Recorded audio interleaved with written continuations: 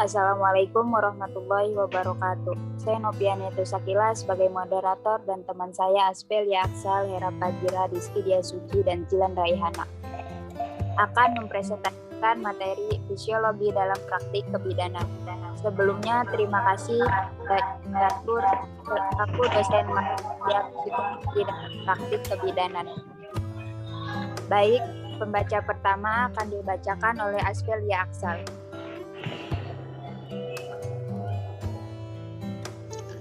Definisi psikologi dalam kehamilan. Psikologi berasal dari bahasa Yunani kuno, psik, jiwa, dan logis, kata. Dalam arti bebas, psikologi adalah ilmu yang mempelajari tentang jiwa atau mental. Psikologi tidak mempelajari jiwa atau mental secara langsung karena sifatnya yang abstrak. Tetapi psikologi membatasi pada manifestasi dan ekspresi dari jiwa atau mental yang berupa tingkah laku dan proses atau kegiatannya, sehingga psikologi dapat didefinisikan sebagai ilmu pengetahuan yang mempelajari ilmu tingkah laku dan proses mental. Kehamilan merupakan episode dramatis terhadap kondisi biologis, perubahan psikologis, dan adaptasi dari seorang wanita yang pernah mengalaminya. Depresi saat kehamilan. Kehamilan merupakan waktu transisi, yakni suatu masa antara kehidupan sebelum memiliki anak yang sekarang berada dalam kandungan dan kehidupan nanti setelah anak tersebut lahir. Perubahan status yang radikal ini dipertimbangkan sebagai suatu krisis disertai periode tertentu untuk menjalani proses persiapan psikologis yang secara normal sudah ada selama kehamilan dan mengalami puncaknya pada saat bayi lahir. Secara umum, semua emosi yang dirasakan oleh wanita hamil cukup labil. Ia dapat memiliki reaksi yang ekstrim dan suasana hatinya kerap berubah dengan cepat. Reaksi emosional dan persepsi mengenai kehidupan juga dapat mengalami perubahan. Ia menjadi sangat sensitif dan cenderung bereaksi berlebihan.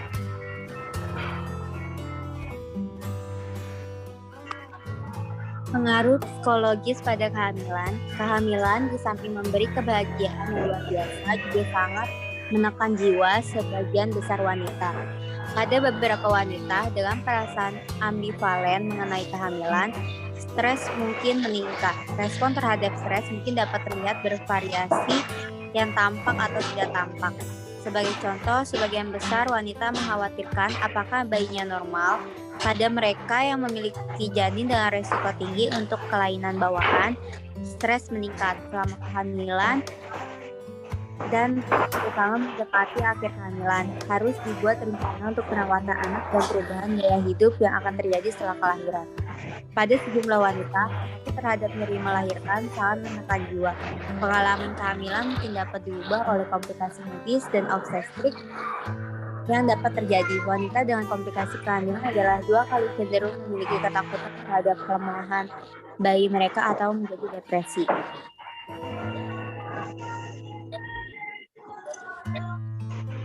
Perubahan dan adaptasi psikologis pada kehamilan. Kehamilan merupakan waktu transisi, yaitu kehidupan sebelum memiliki anak yang berada dalam kandungan dan kehidupan setelah anak lahir. Secara umum, emosi yang dirasakan oleh ibu hamil cukup labil. Ia dapat memiliki reaksi yang ekstrim dan suasana hati yang cepat berubah. Ibu hamil menjadi sangat sensitif dan cenderung bereaksi berlebihan. Ibu hamil lebih terbuka terhadap dirinya sendiri dan suka berbagi pengalaman dengan orang lain. Wanita hamil memiliki kondisi yang sangat rapuh, sangat takut dan kematian baik terhadap dirinya maupun bayinya.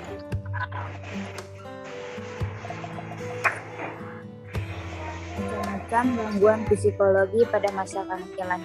Yang pertama, pasangan infertil. Yang kedua, kehamilan palsu. Yang ketiga, kehamilan di luar nikah. Yang keempat, kehamilan yang tidak dikehendaki. Yang kelima, kehamilan dengan keguguran. Yang keenam, kehamilan dengan janin mati. Yang ketujuh, kehamilan dengan ketergantungan obat. Pengelolaan gangguan psikologi. Yang pertama, pengelolaan gangguan psikologi pada infertilitas. Penanganannya dapat dilakukan dengan konseling pasangan mengingat kondisi ini melibatkan kedua belah pihak yaitu suami dan istri. Yang kedua, pengelolaan gangguan psikologis pada kehamilan palsu. Konseling psikoanalisis, peran konselor dalam hal ini adalah menciptakan suasana senyaman mungkin agar klien merasa bebas untuk mengekspresikan pikiran-pikiran yang sulit. Yang ketiga, pengelolaan gangguan psikologi pada kehamilan di luar nikah. Yang ketiga, pengelolaan gangguan psikologi pada kehamilan di luar nikah, yaitu menata laksanakan yang bisa dilakukan guna menangani permasalahan ini adalah dengan konseling humanistik, di mana manusia sebagai individu berhak menentukan dirinya sendiri, keputusannya, dan selalu berpandang bahwa pada dasarnya manusia itu adalah baik. Menurut Rogers pada tahun 1971, sebagai konselor yang ingin memberikan konseling perlu melihat 3 karakter seperti berikut ini. Yang pertama itu ada empati, adalah kemampuan konselor untuk melaksanakan bersama dengan klien usaha berpikir bersama tentang dan untuk mereka yaitu klien. Yang kedua, positive regard atau acceptance, yaitu menghargai klien dengan berbagai kondisi dan keberadaannya. Yang ketiga itu congruence atau genuineness, adalah kondisi transparan dalam hubungan terapeutik.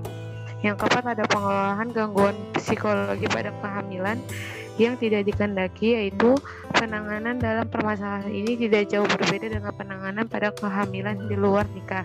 Penanganan hanya pada teknik konselingnya, karena kehamilan ini terjadi pada wanita yang telah menikah, yaitu dengan konseling pasangan. Yang kelima, pengelolaan gangguan psikologis pada kehamilan dan keguguran, yaitu konseling kejiwaan dan psikologis. Pada dasarnya, terapi konseling pada wanita post aborsi tidak jauh berbeda dengan konseling karena kehilangan, di mana dalam konseling ini harus memperhatikan setiap fase dalam penerapannya. Yang keenam, pengelolaan gangguan psikologis pada kehamilan dan dengan janin mati. Dalam memberikan bantuan dari konseling pada ibu dan konseling pada ibu dengan janin mati harus disesuaikan dengan fase di mana ia berada. Dengan memperhatikan hal itu, diharapkan bantuan yang diberikan adalah bantuan yang tepat, bukan bantuan yang justru membuat keadaan semakin kacau. Yang ketujuh, pengelolaan gangguan psikologis pada kehamilan dengan ketergantungan obat. Dalam penanganan permasalahan ini perlu dilakukan konseling dengan pendekatan behavioristik, di mana konselor membantu klien untuk belajar bertindak dengan cara-cara yang baru dan pantas, atau membantu mereka untuk memodifikasi atau mengeliminasi tingkah laku yang berlebihan atau maladaptif. Tujuan untuk konseling yang diberikan adalah untuk mengubah tingkah laku yang mempengaruhi tingkah laku dan menemukan cara untuk mengatasi tingkah laku yang bermasalah. Dalam hal ini, bidan harus mampu membantu klien untuk mengubah tingkah laku maladaptifnya, yang tentunya melakukan tahapan-tahapan dan proses yang kontinu. Cara mengatasi kondisi perubahan psikologis pada ibu hamil. Yang pertama, dapatkan informasi dari berbagai sumber tentang perubahan kondisi fisik dan fisiologis pada saat kehamilan, terutama ibu hamil untuk anak pertama. Yang kedua, komunikasi dengan suami segala hal yang dialami oleh ibu hamil agar terjadi saling perhatian dan dukungan dari keluarga tentang perubahan yang dialami. Yang ketiga, untuk menjaga kesehatan dan perkembangan janin yang normal, rajin check up, periksa kehamilan. Yang keempat, makan makanan yang sehat bergizi untuk menunjang pertumbuhan dan perkembangan bayi. Yang kelima, tetap menjaga keterampilan. Yang keenam, kurangi kegiatan yang bisa membahayakan pertumbuhan dan perkembangan janin. Yang ketujuh, dengarkan musik agar lebih rileks menghadapi setiap perubahan yang ada. Yang kedelapan, melakukan senam hamil untuk dapat membantu ibu hamil menormalkan perubahan psikologis. Yang kesembilan, latihan pernapasan yang teratur untuk mempersiapkan fisik pada waktu melahirkan. Selanjutnya, intervensi yang dapat dilakukan. Yang pertama, menciptakan lingkungan terapeutik. Yang kedua, mengali permasalahan pasien yang membantu mengatasi permasalahan yang ada. Yang ketiga, memberi aktivitas. Yang keempat, melibatkan keluarga lain dalam proses perawatan. Yang kelima, melaksanakan program terapi dokter.